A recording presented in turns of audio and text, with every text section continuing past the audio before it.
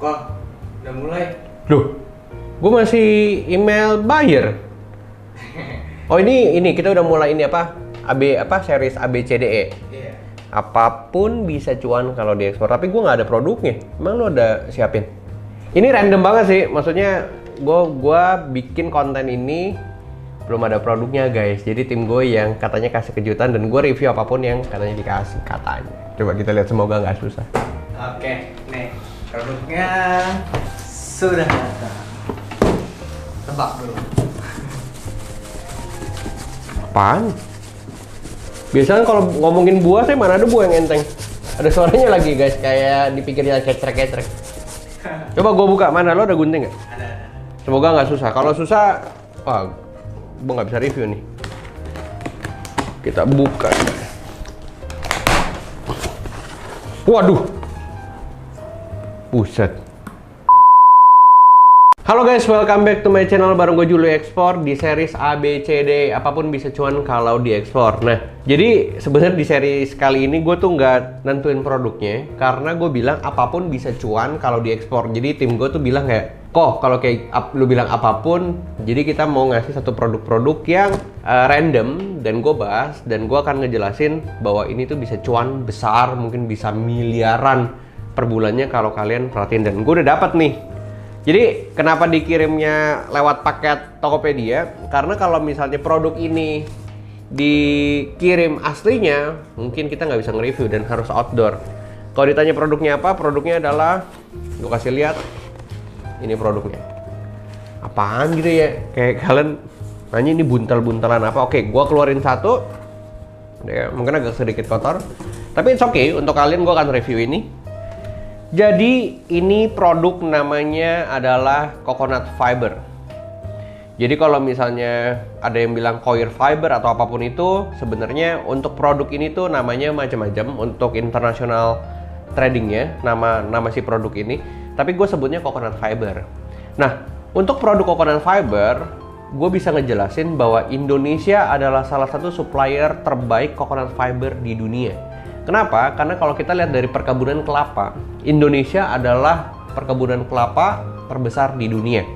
Tapi sayangnya, kalian tahu nggak sayangnya, total potensi kelapa Indonesia itu per tahun ada 15 miliar butir. Dan kalian harus tahu bahwa 1 kilo coconut fiber itu dibutuhkan 8 butir. Jadi 1 kilo coconut fiber butuh 8 butir dan Indonesia bisa supply atau bisa menghasilkan 15 miliar butir per tahunnya. Dan gue catat di sini, Indonesia itu sebenarnya bisa memproduksi 1,8 miliar ton coconut fiber setiap tahun. Nah, jadi kalau ditanya potensinya besar, besar banget. Jadi gue jelasin di depan, coconut fiber ini punya potensi ekspor di Korea, Jepang, dan Cina. Jadi kalau ditanya, kok ekspornya cuma ke 3 negara? Guys, satu negara aja permintaannya unlimited. Untuk Cina sendiri, coconut fiber ini permintaan unlimited. Once kalian sudah punya produk ini, buyer akan kejar-kejar kalian sampai kapanpun. Mungkin kalian nggak akan bisa tidur kalau kalian bilang, Mister, gue punya produk ini. Nggak akan habis. Mereka akan kejar-kejar kalian luar biasa. Kalian tahu nggak, kalau misalnya potensi ekspor gitu ya, atau permintaan impor dari Cina, atau Cina pengen membeli gitu ya, mereka ingin membeli coconut fiber dari Indonesia, ya mereka minta per hari. Kalian tahu nggak berapa? 6.000 ton per hari. Bayangin guys, permintaan Cina per hari adalah 6.000 ton. Kalau misalnya diasumsiin 1 kontainer 20 feet untuk coconut fiber itu beratnya kurang lebih 13 ton, yang artinya mungkin mereka minta 500 kontainer, 550 kontainer per hari. Bayangin, kalau kalian bisa melihat peluang yang ini kan sebenarnya sampah. Kalau kalian mungkin daerahnya punya perkebunan kelapa, kan akan lihat bahwa ini sampah sebenarnya. Jadi kalau misalnya kelapa itu yang sering dicari sama petani biasanya adalah dagingnya atau kita sebut kopra. Mereka cunggil kopranya, setelah itu kulitnya sama serabutnya dibuang. Biasanya dibakar, kalau di Maluku disebutnya fufu. Itu untuk ngasepin si daging kelapanya supaya dia hitam, jadi kopra hitam. Tapi kalau kalian tahu ini sebenarnya bisa jadi uang, sayang banget kalau kalian bakar. Kalian tuh bakar miliaran rupiah. Bahkan kalau misalnya gue catat gitu ya, gue catat di Indonesia, potensi pendapatan Maksudnya Indonesia kehilangan potensi pendapatan belasan triliun rupiah dari coconut fiber. Kenapa gue bisa bilang kayak gitu? Gini, 15 miliar butir itu bisa menghasilkan 1,8 miliar ton coconut fiber per tahunnya. Tapi Indonesia cuma bisa supply 10% dari seluruh total coconut fiber di dunia. Sisanya 50% itu Sri Lanka dan Sri Lanka dan India. Padahal notabene kita tahu Indonesia adalah perkebunan kelapa terbesar di dunia. Jadi sayang banget kalau misalnya ini tidak dimanfaatkan dengan baik. Makanya teman-teman kalau yang daerah penghasil kelapa gitu ya, please jangan dibakar, please banget. Mendingan kalian olah si coconut fiber ini. Nah, cara pengolahannya gimana? Sebenarnya simpel sekali untuk coconut fiber. Coconut fiber ini kalau misalnya kalian lihat itu kan bahan bakunya dia nempel sama kulitnya. Harus ada mesin pemecah. Gue bilangnya mesin split. Jadi kalian masukin ke dalam satu mesin itu. Nanti yang di sebelah kiri kulitnya akan jadi serbuk, jadi tepung. Itu gue sebut kokopit. Yang sebelah kanan nanti dia akan terbang-terbang nih. Karena enteng kan si serabut ini. Itu kita sebut coconut fiber. Nah, setelah itu biasanya dikeringkan dulu, dijemur pakai matahari, baru setelah itu masuk proses pengayakan. Jadi proses pengayakannya pun itu mesinnya rotari. Jadi yang keringnya doang tuh yang turun. Jadi yang sampah serbuk-serbuk kecil gitu ya, itu turun ke bawah supaya serabutnya bersih. Setelah sudah bersih, itu biasanya dipres dengan tekanan mungkin 1 ton sampai dia jadi bal-balan. Luar biasa sekali guys. Prosesnya mudah. Dan sebenarnya kalian harus tahu kualitasnya sederhana sekali untuk kualitas coconut fiber yang terbaik. Permintaan buyer di luar negeri, khususnya Cina, Korea, dan Jepang, mereka minta yang kadar airnya 15-18%. Jadi intinya itu normal. Kalau di atas itu kadar air kalian 20%, 25% itu kurang bagus. Makanya kalian harus jemur lagi. Nah, kalau ditanya kayak, wah hujan terus daerah saya, ya itu harus dipikirin sih. Nggak bisa kayak semua ditelan mentah-mentah gitu ya, jemur matahari. Karena ada yang tempatnya bagus, kering gitu, kayak di Lampung ya bagus. Tapi kalau tempatnya hujan terus ya kalian harus pikirin cara lain. Kayak gitu. Kalian tahu nggak, secara tradisional penggunaan serabut kelapa itu sebenarnya bisa jadi banyak macam.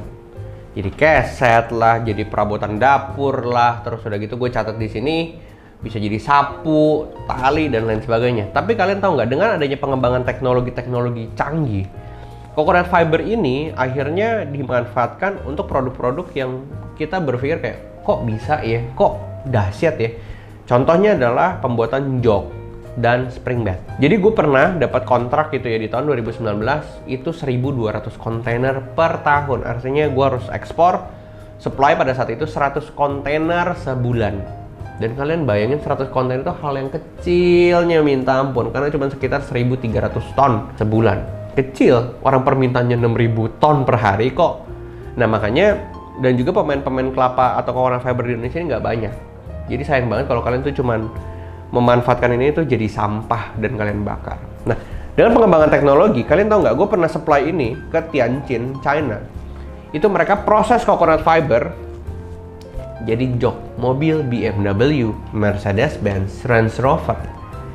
Gila. Kayak di sini kita bilang sampah, di sana bisa jadi jok BMW, jok Mercedes, jok Range Rover. Sesuatu yang dahsyat yang kita nggak pernah lihat sebelumnya, ternyata potensi yang sampah jadi uang. Ini adalah satu cara pandang pengusaha atau salah satu cara pandang orang sukses yang bisa melihat sebuah kesempatan. Jadi gue pernah ngobrol sama buyer-buyer gue yang dari Cina, itu mereka beli coconut fiber ini untuk apa? Selain untuk jadikan jok mobil premium, mereka bilang ada satu daerah di China namanya Tiancheng. Jadi di Tiancheng ini tuh ada 50 pabrik pembuat matras. Jadi kalian harus tahu nih, kenapa pabrik tuh matras di sana? Karena orang Cina itu demen banget tidur di atas matras. Mereka tuh nggak mau tidur di spring bed sofa yang pakai busa dakron gitu. Mereka nggak suka. Mereka tuh sukanya pakai fiber. Mereka sukanya pakai serabut kelapa. Nah, di Tianjin ada 50 pabrik matras. Dan kalian tahu nggak, kebutuhan satu pabrik per harinya itu adalah 10 ton ini. Kalau ada 50 pabrik, artinya 500 ton per hari. 500 ton per hari, itu artinya 15.000 ton per bulan. Baru di Tianjin doang, belum di Tianjin, belum di Guangzhou, belum di tempat-tempat lain yang memang mereka tuh punya produksi yang lain-lain. Bisa jadi tali, bisa jadi tali tambang kapal, bisa jadi spring bed, bisa jadi kasur gitu ya, matras, dan juga bisa jadi jok mobil. Dan kalau kita bicara matras, pengembangan matras di Cina itu luar biasa besar. Kenapa? Karena setiap bulan kita tahu sendiri negara itu ngebangun apartemen super tinggi yang kamarnya super banyak, yang dimana si developer ini harus mensupply kasurnya juga, supply matrasnya juga. Ya otomatis mereka beli dari pabrik matras. Otomatis pabrik matras beli bahan baku dari Indonesia. Tapi sayangnya sekarang 50% lebih itu disuplai lewat dari Sri Lanka dan India. Jadi sebenarnya kesempatan kita itu besar sekali untuk kita ekspor ini. Jadi kalau ditanya berapa sih harga belinya dan berapa harga jualnya, kalau kita dari pabrik gitu ya, pabrik ini sebenarnya kalau kalian produksi dan lain sebagainya mungkin costnya sekitar 2.100 atau 2.200 per kilo. Tapi disclaimer, harga mungkin bisa beda-beda. Tapi kalau gue ekspor ini harganya bisa 3.300 sampai 3.400 per kilo. Jadi keuntungan kalian tuh bisa 900 sampai 1.000 rupiah per kilo. Kecil. Tapi 1 ton kan 13.000 kilo. Artinya 1 konten aja bisa untung 13 juta. Kalau kalian punya supply ini, aduh, kayaknya sih pembeli nggak mau beli 1 kontainer nih. Mungkin kayaknya dia mau beli 50 kontainer gitu, 1 kali order. Atau 100 kontainer. Dan beberapa teman komunitas bisa ekspor, banyak yang ekspor ini dan ekspornya ngeri-ngeri guys. Mereka dapat kontrak, ada yang 1 bulan 400 kontainer, tapi nggak bisa disupply karena nggak ada bahan baku. Kenapa nggak ada bahan baku? Karena nggak ada yang ngerti sih, semuanya dibakar sih jadi sampah. Jadi susah gitu ya, mereka beli ke petani juga. Tapi permintaannya luar biasa dahsyat. Gitu. Jadi sebenarnya ini adalah potensi luar biasa. Kalau Indonesia bisa kehilangan potensi pendapatan belasan triliun rupiah, dan sekarang kita bisa melihat peluang ini, harusnya ya sedikit-sedikit keuntungan itu bisa kita ambil. Di luar kita bisa ngambil keuntungan, kalau kita bicara ekspor, kita selalu bicara soal kontribusi untuk masyarakat sekitar. Kalau orang lain bakar ini jadi sampah, untuk kali ini, dan kalian udah nonton video ini, kalian udah subscribe, dan kalian udah like, kalian belajar ilmu-ilmu baru tentang produk-produk yang bisa diekspor dari Indonesia, please jangan dibakar lagi. Please jadikan ini sebuah potensi ekspor yang luar biasa, karena gue ngalamin sendiri, gue dapat keuntungan, gue bisa dapat uang banyak juga dari ekspor coconut fiber ini. Kurang lebih seperti itu di video kali ini. Semoga kalian paham dan kalian terbuka gitu ya pemikirannya, dan kalian bisa ngelihat bahwa pasar ekspor itu luar biasa dibandingkan impor. So see you on the next video. Bye bye.